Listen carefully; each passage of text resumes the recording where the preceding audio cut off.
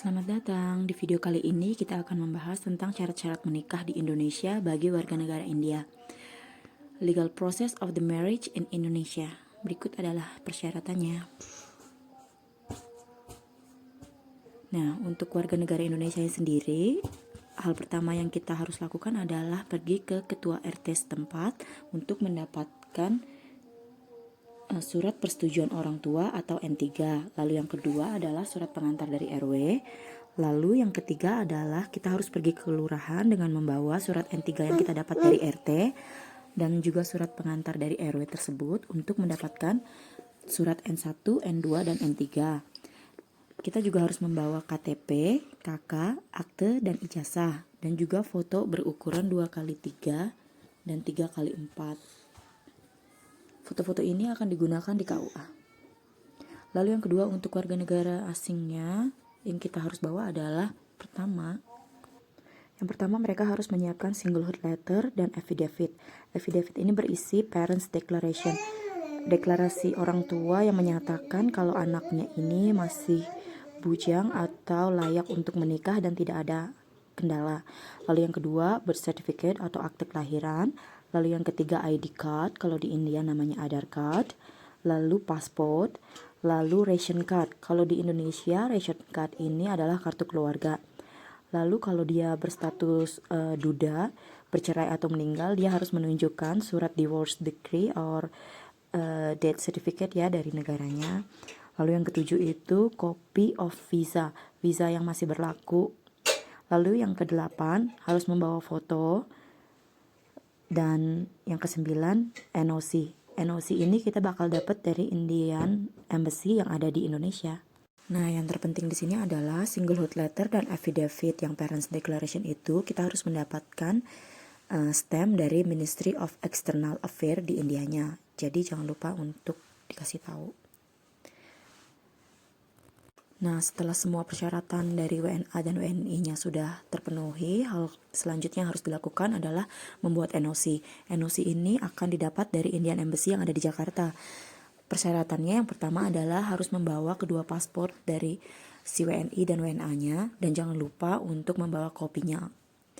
Dan yang kedua, harus membawa foto berbackground putih, ukuran 2 inci x 2 inci.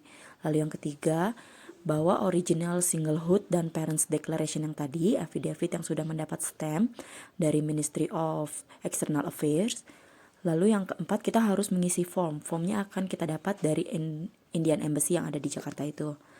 Lalu yang kelima, mungkin akan ditanyakan juga case aku ya, waktu itu diminta KTP WNI-nya dan juga diminta kopi dari surat N1. Dan biaya pembuatan NOC ini waktu itu habis Rp365.000 dan harus dibayar cash dengan uang rupiah. Nah, step yang keempat ini sebaiknya kita tanyakan dulu ke KUA terdekat kita apa saja dokumen WNA yang harus ditranslate, karena setiap KUA punya kebijakan yang berbeda-beda. Kalau waktu itu yang pertama adalah singlehood letter, affidavit, terus birth certificate, terus ID card, terus passport, sama ration card, sama NOC yang kita dapat dari Indian Embassy itu. Ini semua dokumen dari WNA-nya yang harus ditranslate. Nah, untuk step kelimanya, kalau memang setelah menikah kita berencana untuk tinggal di Indonesia, lebih baik kita membuat perjanjian pranikah. Ini gunanya untuk melindungi harta dan untuk membeli properti di Indonesia. Ini adalah perjanjian pisah harta. Untuk membuat perjanjian pranikah ini, kita harus pergi ke notaris. Dan perjanjian pranikah ini hanya berlaku di Indonesia. Biayanya sekitar 2.500.000. Saya juga nggak tahu. Ini sih info dari teman-teman karena saya juga nggak buat. Nah, setelah semua syarat terpenuhi dan kita juga udah dapat NOC dari Indian Embassy, sekarang saatnya ke KUA. Yang pertama, jangan lupa membawa semua surat N1 sampai N4 yang sudah kita dapatkan. Lalu yang kedua, dokumen dari warga negara asingnya ini yang sudah ditranslate dibawa semua. Lalu yang ketiga itu NOC.